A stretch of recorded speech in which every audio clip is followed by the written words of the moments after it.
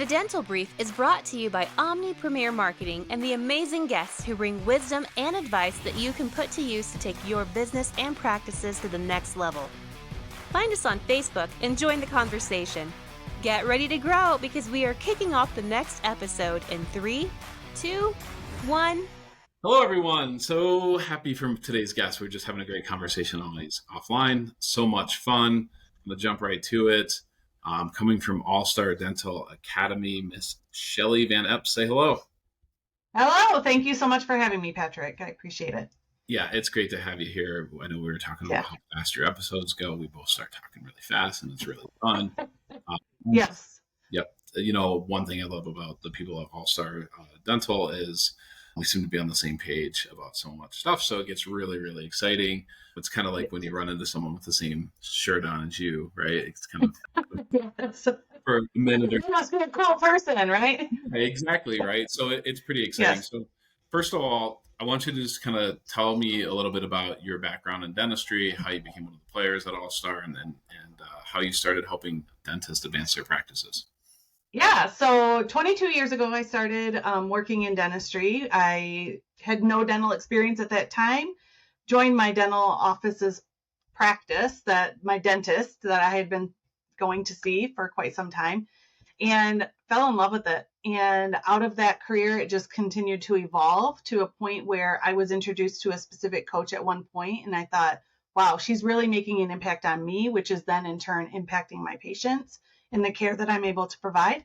And I made a decision right then that that's going to be what I do someday. So about 8 years ago, I started doing some coaching and helping other doctors and their practices and their team members to develop different skills in different areas and to fine tune things so that everything was running very efficiently. And ultimately, the focus was on the patients. So came across All-Star a while back and everything just jived. It was exactly what I had been providing to patients, the ethical background, they get to the patient's desires. And so I was excited to join them. And here I am. I'm one of their mastery coaches and their VP of business development. So I'm excited to be here. That's awesome. Yeah. And I'll just full disclosure, we can talk about it a little bit, but I'm actually going to be doing an event with All-Star Dental. And also, we can talk about that a little bit. I'm excited to go. I'm excited to learn more about what you guys do and how you're helping dentists. Great opportunity for me to pick up some of the secret sauce that, of course, I plan on sharing with our audience, who we refer to you guys to. So let's jump into, I know what we're going to talk about a little bit today. And we're going to talk about meetings, right? And how boring meetings are and how they can drag us. Boring. Everybody wants to just skip it, right? You sit there and you think the same thing every single meeting. We're talking about the same thing without action, right? You probably haven't had that, right, Patrick? Your meetings are spot on. No, they're not. And I'll tell you, but we struggle with it. And we know the importance of having good quality meetings. Like we try to implement level 10 meetings, EOS meetings. If anyone's familiar with them, I think they can be fantastic. I think they can also be applied really poorly too. Meetings are, a lot of people think of them as a necessary evil, but they don't have to be evil, do they? Meetings can be really awesome, put together in a way that actually builds people up and helps keep people on task. So let's talk about that. What are the secrets, Shelly? Yeah. So we also do EOS here at All-Star with our team meetings, but when it's in the dental practice, consistency is really key. You have to help hold each other accountable and walk away with an actual action item. Starts out with our morning meetings, right? Our huddles. That's an important part, but a lot of people are like, I would have rather hit snooze than come in 10 minutes earlier and read essentially the schedule together in something that each one of us could have taken that schedule, looked at it, walked away with the exact same information. They're not contacting or connecting about each patient. They're not talking about how are we going to make today better? How are we going to fix areas that are going to be jumbled and we have too many people at the same time and there's no way the doctor can be in 15 rooms at the same time. How are we going to fix it? And so they're not walking away from that morning meeting with an action plan or assignments to each person. And so that's huge. And then holding each other accountable for it. And that does not mean that the doctor or the office manager is the accountable person, the person who's saying you're not doing this job or great job doing this. It's a team effort. If you have that kind of environment where we're holding each other accountable, then it makes the doctor's life a lot easier. Because let's be honest, they're usually in a treatment room, right? They have no idea what's going on outside of that room. So, it's funny. It actually was so interesting, and I've been working with dentists in a long time, but I was in the dental chair this week myself, and I heard something happening in the front of the office, and I was like, what is going on? And then I thought to myself, like, how does a dentist sit here? There's something going on up front. I don't know if it's like a UPS driver, like I heard the little ring on the door open, and I'm like, and I can hear the receptionist talking to someone, like, how can you sit here? And like, I'm like, if I was in my office and someone came in and I wasn't sure who, I'd get up and look. And I'm like, how do they not get up and look? It must drive them crazy.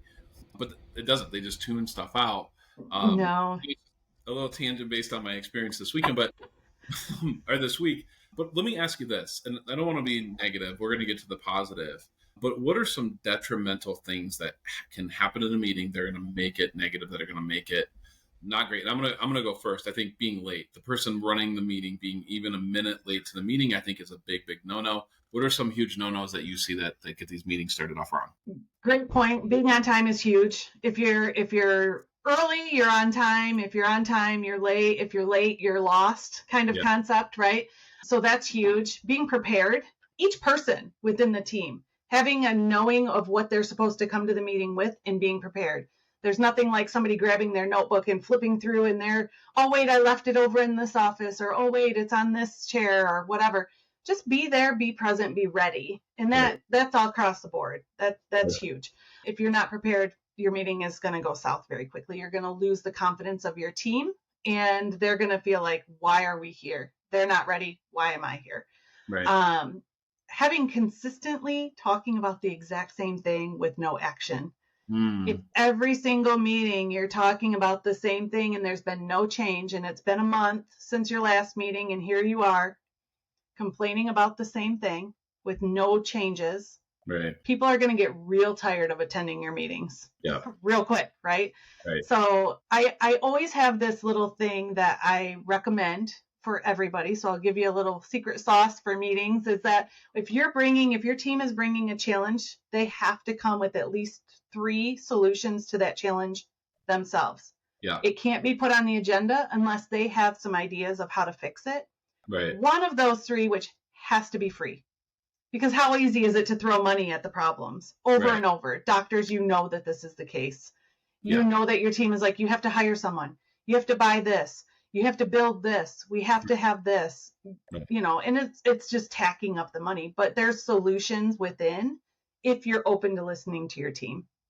Trust me, they know how to fix things. They just have to be given the power to say, hey, what if we do this? Do you have to go with what they say every time? 100% not. No, you're still the owner. You're still the one that gets to choose, but at least you have some solutions. You're not the fire extinguisher that has to put everything out yourself. So that's one of them that would be huge that I would say recommend implementing. Yeah, I think that's brilliant. I know in EOS, right, it's identify, discuss, and solve. One of the things, the ideas. Yeah, one of the principles on that part of EOS is only discussing things that can be solved during the actual meeting. What do you think about that? Can that carry over to dental practices, or is that a little difficult to do you think?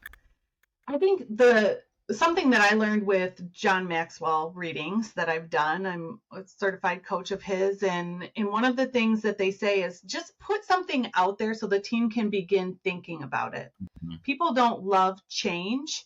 And so if you go into every meeting saying, we're going to change this, we're going to change this, we're going to change this, they get really tired of having that happen. And so if you just give them a piece of the puzzle, day one, say, I'm considering this. I want you guys to think about it.